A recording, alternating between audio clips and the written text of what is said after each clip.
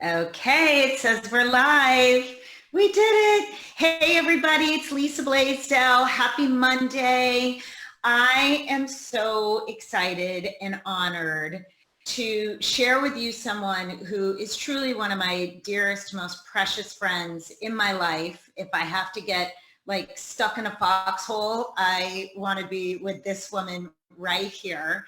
And I just said to her, it's going to be hard for me not to talk to her as my girlfriend because she's my girlfriend, but she is such an important thought leader in the topic of aging. And I could not think of someone more important for me to share with you right now, because helping people that are older adjust to everything that we have to adjust to right now is very challenging and has a lot of complex issues around it. So Dr. Kerry Burnight is a doctor of gerontology. She served as a professor of geriatric medicine and gerontology at UCI here in California, University of California in Irvine. She has over 20 years of academic experience, and she founded the first elder abuse forensic center and nonprofit. She's done so much important work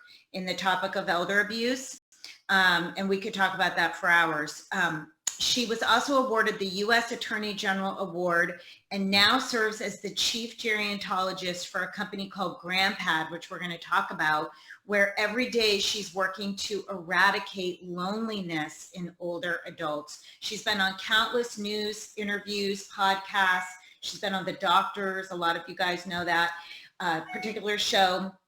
And Kara, you're very busy right now. I mean, some people are very busy serving the communities that they serve, and I know you're so busy serving your community and your party of five that is now all under one roof, and your puppy, Billie Eyelash, which may or may not make a special guest appearance. I don't know, but thank you, dear, lovely friend that I love so much. So what I want everyone to have a better and deeper understanding of is how can we support not just elders, because I think elders people think of like very frail, very like at the end of their life, but how can we support the older people in our lives that have to adjust to living at home right now, and what can we do for this community of people?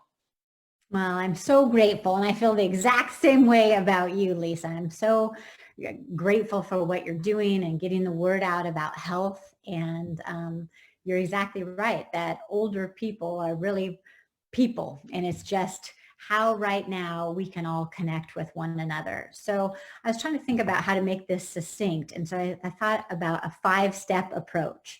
So if you are lucky enough to have parents, grandparents, friends who are older, I mean, we're all, I at least am 50 myself, so am in that category as well. So the 5 things to do, the first is, in your mind, pretend that you have the virus and act accordingly. So I'm getting a lot of questions from adult children to say, how should I ensure that my mom isn't lonely, but I'm kind of her person. She lives across the country or she lives down the street, which right now is just about the same. Right. So really in your mind think, and so you guys know I have a 91-year-old mom too, and she lives alone. And so I've had to think through, okay, if I am contagious, what does that mean with how I interact to her? And so it leads us to the second point, which is if she or he needs medications.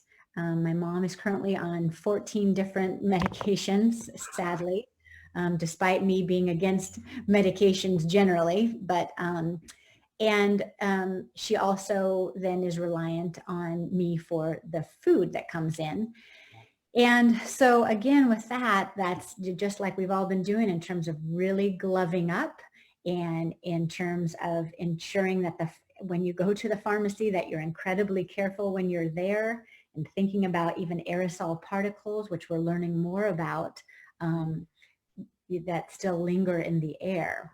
Mm-hmm. So, that part of it, I suspect everybody's already doing in terms of thinking through food and medications. And so that's kind of what I think of as the like negative realities of our current environment. But number 3 starts to get more positive, and that is to conduct a daily video call. And the question is, why a video call? Okay, video calls enable us to see, like, how are we looking? What's going on behind you? And also, half of us as we get older will live with hearing impairment. And so with video calls, we can be reading lips, and that makes a big difference to be reading lips. And video calls kind of encourage us, just like Lisa and I today, to brush our hair and put on our lipstick for you. So, and for people who are particularly hard of hearing, there are solutions that enable you to, while you're talking, you can either, like, so the adult, I'll use myself. So the adult daughter is on her computer or on her phone or on her tablet, any tablet. And what I'm pointing to is the GramPad. And the GramPad is something that we created in order to address the problem that so many of our loved ones who are older are having. And the thing that puts like a straight up knife in my heart, and when people go, oh, I get it, it's just a dumbed down iPad. And it's actually the opposite, because, you know, Leonardo da Vinci said that simplicity is the ultimate sophistication. So it is incredibly hard to have created a tablet that engineers out all the frustrations. It engineers out passwords and hard plugs and setup. It's just, we say that a 90-year-old can use it in 90 seconds. So on the GramPad, for example, when you're doing a daily video call, if you needed to, you can also on your computer or on your phone be typing in real-time texting. And that makes a difference. So if I say something to my mom that she's not quite understanding by reading lips, then I'm also typing the words in at the same time so she can get that. Oh, that's something that I also really like about it is that I have a feature that I got her permission, and it records all our conversations, because I have lost my father, and I would pay anything to have replayed a conversation with him that was a video call. So I love that. I know. So I love that, Karen. now, regardless of the tool you use, for example, if your parents are able to use Zoom successfully, go for it. There's nothing wrong with it. I think it's great. I kind of am gearing it of people who have a hard time with it, which a lot of seniors in my life have a hard time with it. But regardless of the platform you're using, we're just talking about video calls. It's important that, because of hearing changes as well, that you use a voice that is modulated lower. So sometimes we get excited and we're talking kind of high, but we lose our hearing in the high register. So we need to keep our tone a little bit lower and take your time in the conversations. And if you can only remember one thing to do in these calls, it's to listen. So your job is not to tap dance and try to fill the airwaves. Right. It's okay to have some silence and some looking at each other and some smiling. And then what I do is I'll always ask for guidance on how best to approach this crisis. Because those who have gone before us have greater resilience than we have. They have greater humility than we have. They have greater patience. And my mom, for example, went through the depression. So she has been delighted to share with me things that she has done and that in the past maybe I had not appropriately listened to. And so things that I used to think like reusing tinfoil, oh, that's silly. Now I think that sounds like a darn good idea to reuse tinfoil. Right. Yeah. So I was on a call. I have a friend who's 105.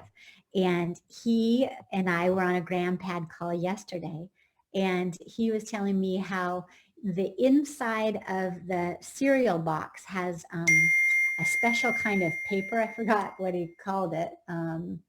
Wax paper. And he Oh said yeah. that wax paper can be used, and he was telling me different things it would be used for. And he said it's great for wrapping sandwiches. And I thought, there's so much to be learned and listened to.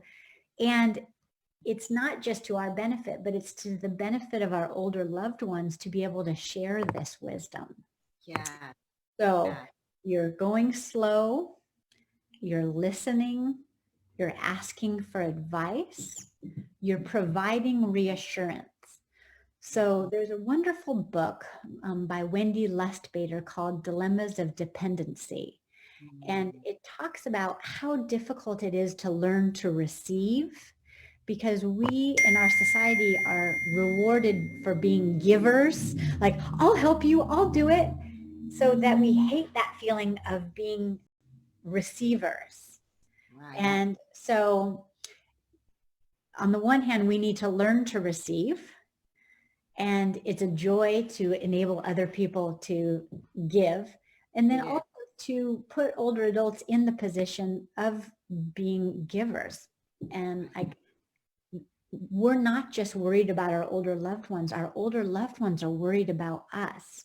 So providing reassurance of saying, I'm okay, none of the kids have it. Right. Or maybe you're in a position like some families where you do have the virus, and providing reassurance to say, we're keeping, this family member who has tested positive in his own room. He's getting hydration and we're going to be just fine. So the TV is a constant state of anxiety. Our job is to be the reassurance that there's going to be life beyond this hard time. Absolutely. Absolutely. I heard you in one of your interviews that music in general, for friends, for all of us, is such a soothing medium for us to have. And so where the news is always full of anxiety and, always, it's especially now. So do you recommend that, our parents, our grandparents, our friends just play music all the time and just feel that sense of company and feel that sense of, well-being just by having their favorite radio station on, or I love iTunes? you brought that up. There's such good research on music. And the reason for it is that music is stored in a different part of the brain. And it's a part of the brain that is last impacted by cognitive impairment. So millions of us are living with seniors who have cognitive impairment. Yeah. And the trick is, it isn't just any music. The trick is this: it is emotionally salient music. And by that, I mean music that you listen to, for example, when you dance your first dance at your wedding, or when you were in high school at your dance, or that you sang in church for a long time. So encouraging our loved ones to play the music that means something to them. And that can be part of your video calls or telephone calls to ask those kinds of questions. Wow. Because we don't even realize the power that we are getting through music. I was working with a lady, her name is Althea, and she lives with Alzheimer's disease, and she's nonverbal. And so I asked her daughter what was some emotionally salient. And the reason is because emotion is stored in a different part of the brain. That's the reason. But she said, she was big into hymns. And so we went through and we found some hymns, and then we were able to push them to her grandpad. And then I played the music with her, and she sang the words. And so tears are just dripping onto my keyboard because she was singing. And then afterwards, this nonverbal contracted lady was then saying the word lovely. And she probably said it, I'm guessing 25 times or something, lovely, lovely, lovely. And I called her daughter and I said, you have got to call your mom. She's talking and you can hear her beautiful voice. Oh my God. Listen to you have so much going on. That is such a special story. So we should all be playing music, but definitely if you are alone, if you are not with people really of all ages, I All think, of us, sometimes I get like all of us kind of blue about all of this. And yeah, then you have to go over and press something and think, okay, yes, it's so, so, so important. So tell the people who are watching either now or later, like how can they learn more about the GrandPad? Because it is a really special tool that can help people. And maybe like during this, crisis, it's like for so many people, it's a wake up call that we need to be prepared in different ways for different things. yes, I am encouraging people to take their health really seriously because I do feel like we're prepared for something like this because we've been focused on it and being so proactive. Um, yes, that's not so that, true. and so there's always going to be a next something. So how can people learn about GrandPad now so that maybe they're proactive about it, of adopting the technology so that when they really do need it, they have it. Absolutely. I know. I took my Juice Plus today and I was thinking, I thank heaven that this has been a lifelong I know. journey and not I something know. new. Um, I would say one thing that I didn't mention was about loneliness, because loneliness is its own sort of epidemic, in that 43% of adults ages 65 and older, in a study that was a national study, said that they were lonely. And the definition of lonely is wanting more social interaction than you currently have. Mm, So another study showed that loneliness is as dangerous to our health as smoking a pack, smoking 4 cigarettes. Oh my gosh, I'm forgetting my statistic. I've heard you say this, I but know. Oh, got it. Loneliness is as dangerous as smoking 15 cigarettes a day. oh And my so gosh. whether we're quarantined or whether when this is done, Yeah. we need to respond to loneliness. And like, there's also a shame around loneliness that there should not be, but there is. So it's hard to admit that we're lonely, and yet we're all lonely sometimes. Yeah. And my mom, after a 59-year marriage, she says that every night she still taps my dad's pillow and says, "Good night, John." And so if I ask her, "Are you lonely?" she'll say, "Oh no, I'm fine, I'm fine, I'm fine." But then some of these things that I've learned, I'm like, that is a little rough to be saying goodnight to your partner Yeah. every night, just as you and I Yeah. will someday. But so the thing with the GrandPad is if you have a way of connecting where your older adult can email easily and listen to their favorite songs easily and video call easily and get articles, great. You may not need it, but if you are not doing that regularly because it's hard on the other end, Right. then GrandPad could be a great solution. Where you would get them, you would just go on grandpad.net. Okay. And we unfortunately are getting close to selling out, Wow. because like we've just like thousands and thousands a day. And I've been really grateful that like within nursing homes where people are on lockdown, people have been able to, I've been doing this series called Voices from the Inside, talking with older adults who are inside so that we can learn what the experience is like. Oh my They gosh. also are available at Target.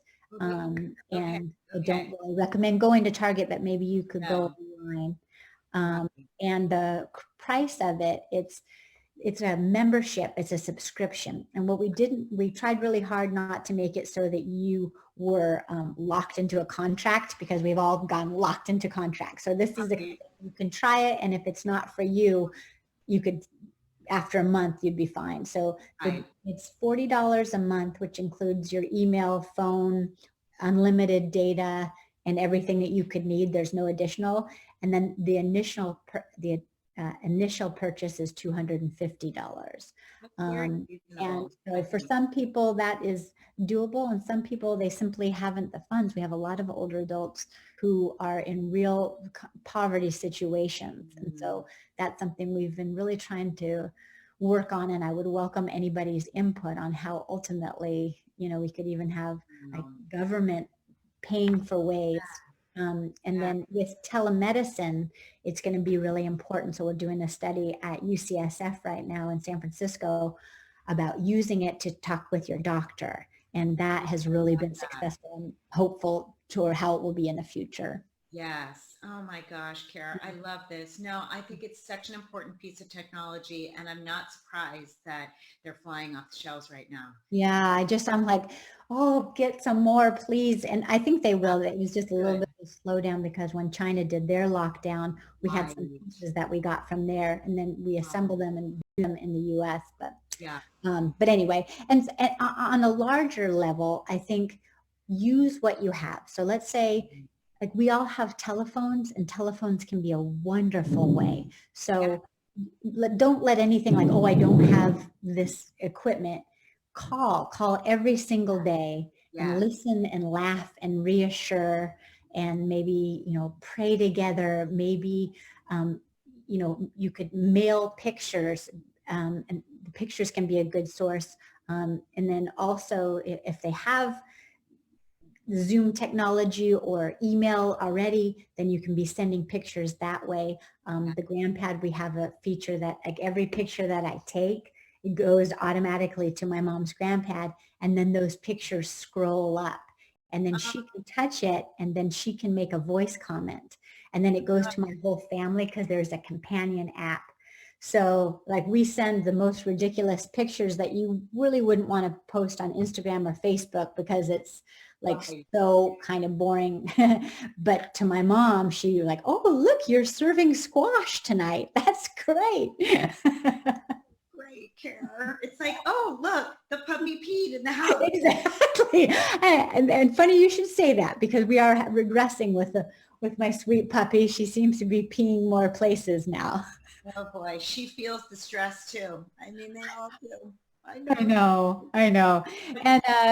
And then another thing that I always say in this world of ageism, let's have all of your followers embrace our wonderful age. When people say, you don't look 80, we say, this is what 80 looks like. Or are you sad you're 50? I'm like, no, I've been every other age. I'm delighted that I'm 50. I think your and Juice Plus revolution of the world, I mean, that's exactly the message, and that's why I love it so much. It's about like, let's be 100. Well, and your mom, I should do an interview with your mom. You She, would love to. oh, I think that's my next one. Ooh, I'm excited. Yeah, we'll talk Just about that. don't bring me up. She's like full of embarrassing stories of me. She She is the most vibrant, loving, just full of life. And I would love to talk to her because I'm sure, and she's got an Instagram following. I mean, she's Yes, famous. I mean, she does, and she knows how to, she can knows how to post. Like as soon as I post anything, she takes a picture of it and she posts it right back out. I love it. I love it. No, so these days ahead, this next month at least ahead, are challenging for vibrant, amazing, people like your mom that are so used to having a busy, full life as a senior and seeing her family and your kids And it and feels good to have things on the calendar. So yeah, you may want to say to each of your teenage, adult children, kids, or whatever, say that, every week each of us is calling, our older loved one at least one time. And I'm going to be following up with you to make sure how that call went or if it was a video call. And you may want to give her a time in particular because my kids, for example, will just like, oh yeah, I'll do it like sometime. And right. either it doesn't get done or they call and she doesn't feel as good on a video call because she doesn't have her lipstick on and so it's kind of nice to be able to respectful to say, Grandma, are you available at 10 o'clock on Friday? Because I'm going to call with a video call. I mean, then that's a real something to look forward to. It is. It is. I mean, I have to say, we did like a Zoom chat with all my brothers and sisters and my parents yesterday, and we were so excited to do it. It felt so good to get it done, and it was fun. It was just so much fun, and even for us, like to have things like that we're doing. And I know for them, they loved it because they don't ever get to do that. And it's so funny because we don't all live near each other at all, but here it takes this epidemic to make us more intentional about that. So I'm hoping that's one good thing that comes from all of this, is that we're more intentional about connecting with the people that we love, young, old, whatever, generationally, because it feels so good. So Yeah, you're so right that good things will come of it, that it will make us hopefully less materialistic, more grateful to be home, more intentional in our connections, yeah, recognizing the time wastes of things some of the things that we were doing. I'm learning a lot. absolutely. Oh, Absolutely. you know something cool that I saw that Zoom is doing that they announced today? Oh, I didn't know. Um, it's they're setting up a program, and I don't know how it works, but I signed up for it, where little children, if you have little children, can read to older adults, and they're making kind of that matchmaking. And I don't know how they're doing it, but in order to learn, I typed in, like, I have a little child, although my youngest is 15, so I don't know.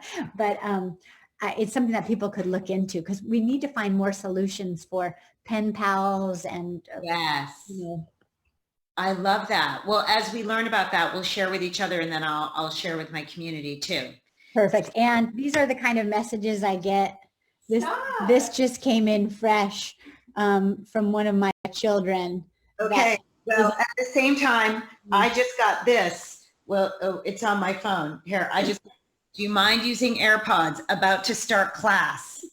So it's, we're all in this together. So yes, you need to go feed a child, and I need to stop talking for my child. So, Care, this was so important and so relevant and so valuable. And I know that so many people are going to watch this for days to come. So I love you so much. Thank you so much for all that you do. thank you, Lisa, so much for our health and for enabling me to be healthy all these years. Since 20 years we've been I on know. this journey. It's so important, all of it. So thank you, my friend. And I will be virtually seeing you very soon. Good. All right. Goodbye, you. Love you. Bye.